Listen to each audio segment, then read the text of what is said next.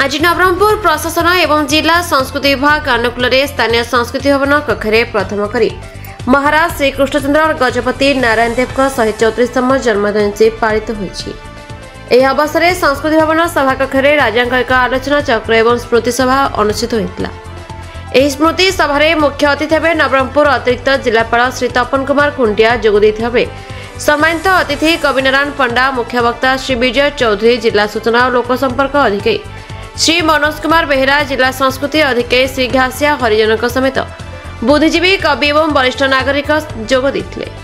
सभारे अतिथि मानक द्वारा महाराज गजपति फोटोचित्र पुष्पमाला एवं प्रदीप प्रज्वलन कर गभीर श्रद्धांजलि जणाई अतिथि मानक पुष्पगुच्छ दे स्वागत कर अवसर में अतिथि माने 1937 मसीह ओडिशा को एक स्वतंत्र राज्य भाव गठन करने, ओडिशार संस्कृति, शिक्षा, कृषि, स्वास्थ्य एवं विभिन्न अनुष्ठान किपरि गठन कर पारथिले एवं तांकर महानता उपरे तांकर स्मृति को मन पकाई निज निज वक्तव्य रखिले।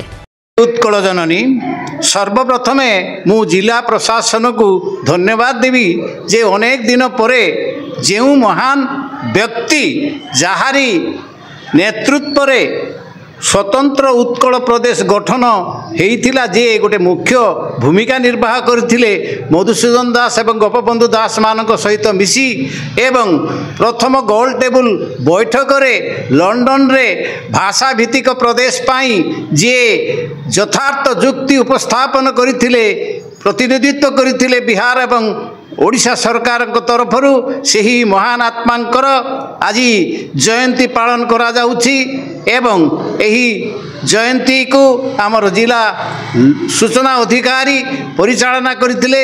मुख्य अतिथि रूपे आमर अतिरिक्त जिलापाल रामचंद्र खुंटिया एठी उपस्थित थिले।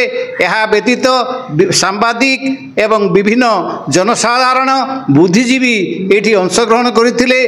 समस्ते आम गजपतिंकर जो संस्कृति प्रीति, शिक्षा प्रीति, स्वास्थ्य प्रीति एवं कृषि क्षेत्र रे तांकर अवदान ये सब उपरे आलोचना करथिले।